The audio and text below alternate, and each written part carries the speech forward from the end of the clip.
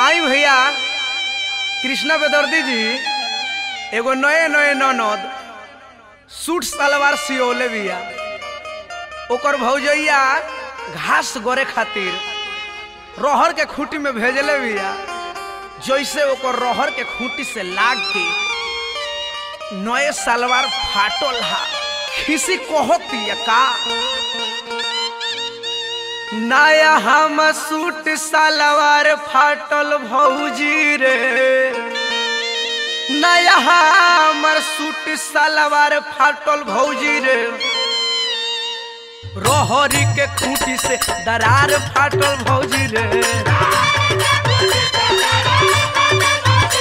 नया हम सूट सलवार फाटल भौजी रे।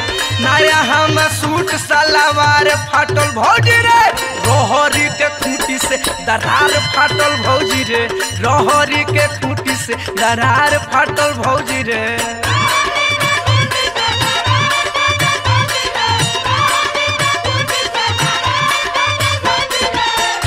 ओह बेचारी के नया सूट सलवार फाट गई। जाए भौजी तू तो पक्का मनोजी बाड़ू हो। अरे जीजा जी के सिवा वाला पवन जीजा के हई देखी अब कृष्णा बेदर्दी दी मजा लेता नी। हई देखी रघु भैया महेश परदेसी जी के देखी।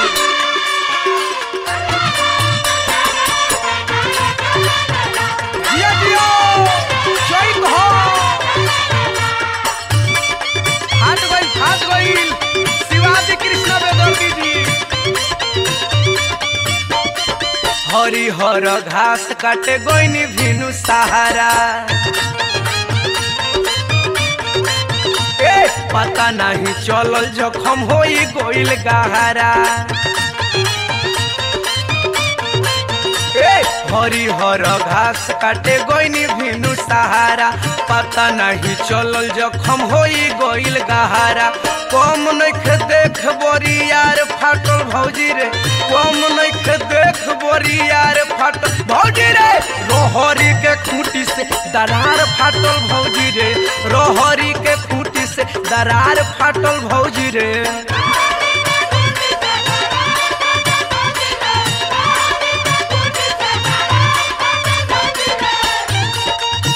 हई देखिए गोपालगंज विशाल के सरजवाला जी की ओर से बहुत बहुत रुपया का पुरस्कार आ गई। हजरिया ढेर बा गिनला नइखे गिना। मदेशिया श्री शंकर जी अजय भैया बहुत बहुत रुपया आ गई। ऊंचाई कोट खुशी इलेक्ट्रॉनिक्स रिंकू भैया की ओर से। हई देखिए मोहम्मदपुर विनय भैया गर्दा उड़ गई। बानी हम कुआरे अभी दर्द बावे ठोरा। जल्दी मंगा देसी ही सुई और डोरा। बानी हम कुआरे अभी दर्द बावे थोड़ा। जल्दी मंगा देसी ही सुई और डोरा।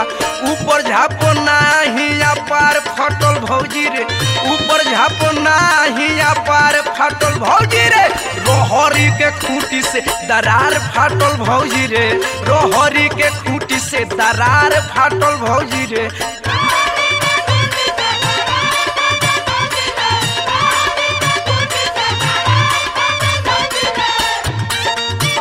राम सूरत भैया हे जनार्दन भैया होई देखो हो।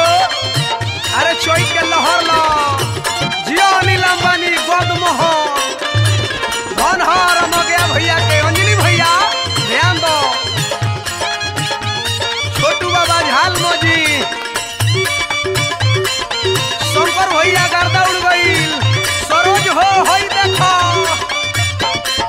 दीपक महेश देखी मार तारे गाभी।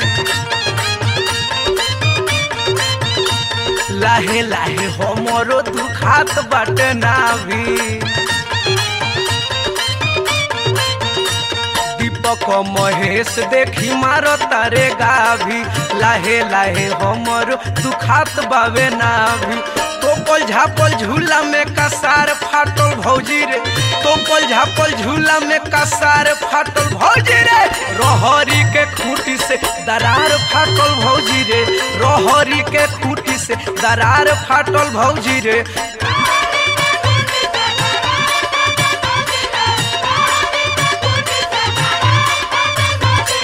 नया हम सूट सलवार फाटल भौजी रे, नया हम सूट सलवार फाटल भौजी रे, रहरी के खूंटी से दरार फाटल भौजी रे, रहरी के खूंटी से दरार फाटल भौजी रे।